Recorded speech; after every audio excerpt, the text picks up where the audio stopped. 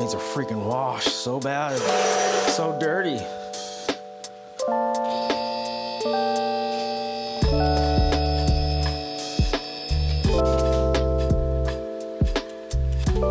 Okay, so what we have here is the parent rear motor mount insert, something that you guys recommended to me. So this is only 30 bucks, super duper easy to install. I don't think I'm gonna do an install video, but you guys recommended it to me, so I'm gonna go ahead and install it. You know, and I was also looking at, there was other full replacement mounts that you can also get. I might try those out in the future, to be perfectly honest with you, but we'll see how far we go as far as modifications for the Type R in the future. But for now, this is 30 bucks. It's super duper easy to install, at least I think it is. I've never installed one of these on a Type R before, but let's go ahead and check it out. If there's anything to report back, I'll report back and give you a review on it. If not, if I don't feel anything, then I just won't say nothing.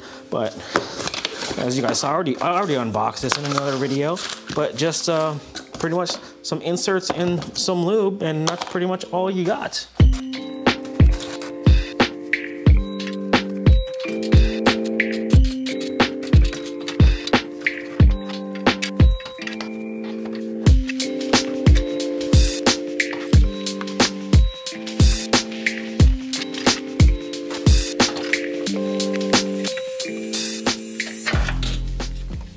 Ta-da! It's out.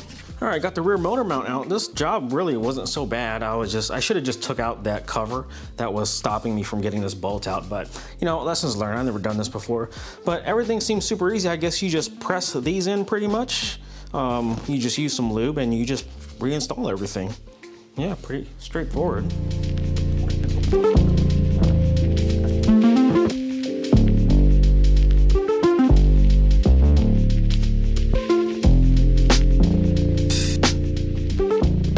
Wow, that was super simple. Everything just slid right in. Yeah, it's about a 30-minute job maybe? Well, it took me about an hour because I had to film and I had to take a phone call and all that stuff.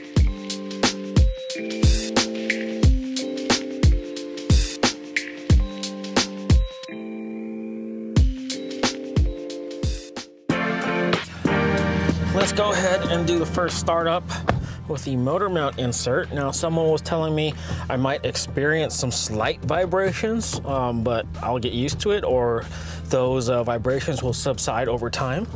But let's see about that. Oh, wow, yeah, you can definitely feel an increase in vibration just after starting. Very first start, guys. Yeah, I'm holding the steering wheel. It's definitely nothing that's too bad or unmanageable.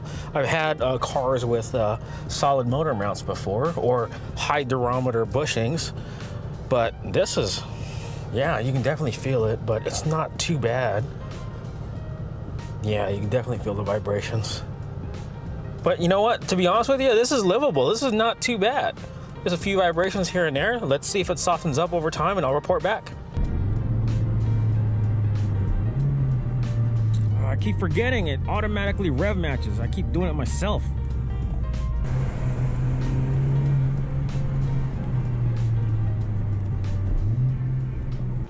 Okay, so here we are, a nice cool lighting mod for the Type R. Now I got these on Amazon. I think they're like $45, $50 or so. Super cheap. Of course, it got to me in 2 days.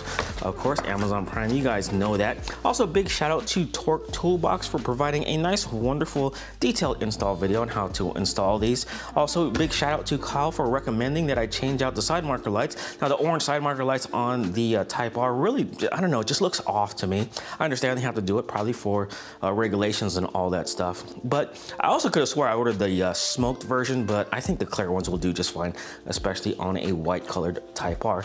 But here they are. To be perfectly honest with you, I am not sure if I'm really sold on how these look, but yeah, these are switchback supposedly. And I'm not gonna do a full detailed install video on these side marker lights, only because Torque Toolbox provided a nice, wonderful, detailed install video on how to install these. These are super duper easy to install. But yeah, so I'm just gonna install these, show you how it looks on my particular car, and tell you exactly what I think. So let's go ahead and do this.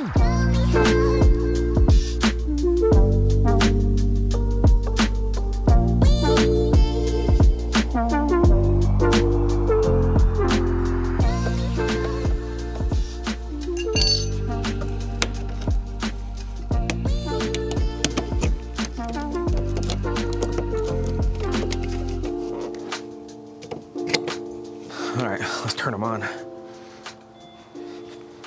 Wow. Let me turn the camera down. Those are super duper bright.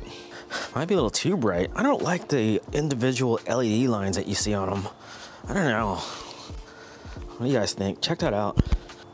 I don't know. They look okay, I guess. Okay, so I got both sides installed, and let's see, this is how they look with the lights off. Now the switchback part, that's gonna have to wait for another time as I have another engagement I have to attend. I'm back. Here we are. I'm just gonna route this wire, and just like Torque Toolbox said, we are gonna T-tap into the main wiring harness, which I think he said is the green wire, but I have to get some of this wire loom kind of cut back just a little bit so I can have room to T-tap everything.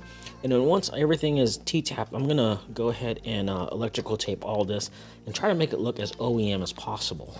Not sure if you guys can see this, but we're gonna test it out. Green wire. I'm just gonna stick this into the connector. What do we get? Oh, wait. Oh, okay, there we go. Okay, so green wire it is.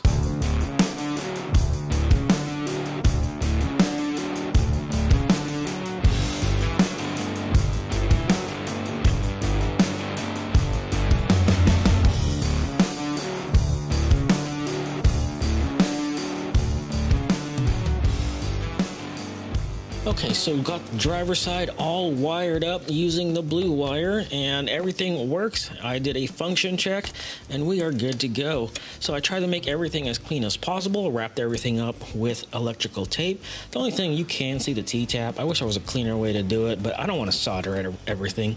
Just in case if I want to sell the car in the future, I can just simply take this off and just re-tape everything for an OEM fit and finish. You won't even be able to tell. All right, so let's see if this works. Ah, there you go. It does. Awesome. Okay, so next up, we got some Laminex fog light covers. Now, I'm not going to do a whole dedicated install video on these. There's a whole bunch of videos out there of people installing these, but I am going to take the fog lights out of the car, put them on the workbench, and see how these yellow fog light covers look next to the championship light. But let's go ahead and do this.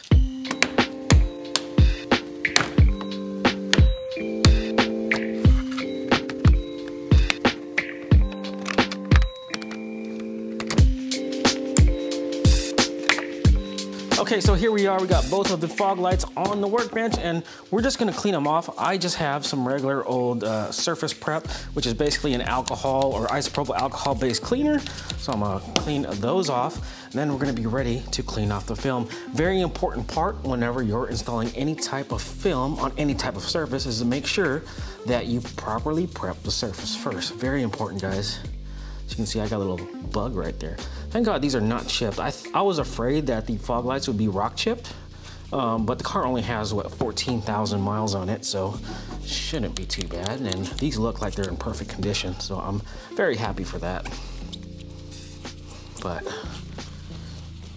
I ran out of a Geon prep. I need to order more. And yeah, these are good to go. Oh, these are actually, check this out. These are actually, you have PPF on them, so paint protection film. I didn't even know that. But yeah, so we got that prep. Let's take out the fog light covers.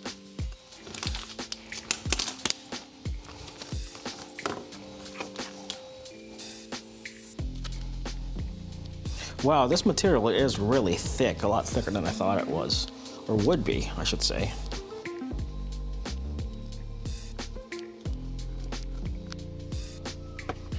Gonna do from the inside out. I don't know if we're gonna need any heat on this. We might, only because we want to get the edges nice and conformed. Just add a little bit.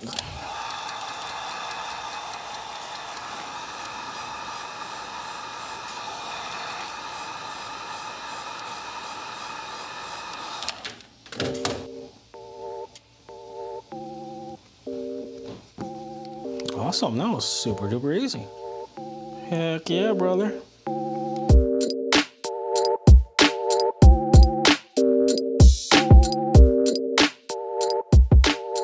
So as I'm installing this, I will let you guys know that I have a whole bunch of parts coming for the Type R, and I don't know, hopefully I don't regret it, but it's a lot of stuff. I might have spent a little bit too much money, but yeah, it is coming, and the company that I ordered it from was back ordered on a lot of the parts, so I have to wait for them to get built, and then they should be here, I don't know, maybe in a couple weeks or so. But some of you guys ask how come I don't show the Type R very much. Well, you know, the vast majority of my subscriber base are Subaru owners, and you know, if I don't show the Subaru or content that is not Subaru related, well, you know, I get a lot of backlash on it. But you know, for me getting this car, I wanted to experience something different and just get out of my comfort zone, and kind of the reason why I got this.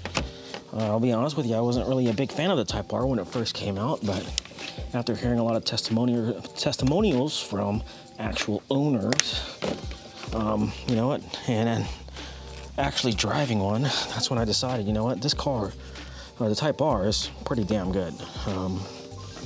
I will say, if you are in the Type R market, I will say I don't recommend paying over MSRP for one. So I went the used route. Now, I did try to get one brand new. Unfortunately, I didn't want to pay over MSRP, and every single dealer here in my area wanted a markup, especially for the Boost Blue color, which I don't know why. But I'm not going to pay a $45,000 sticker price for a Civic, plus tax and license and all that crap. It's going to come up to about 50 grand. There's no way in hell. Not me, not this guy. All right, so let's see how these look. Oh, yeah.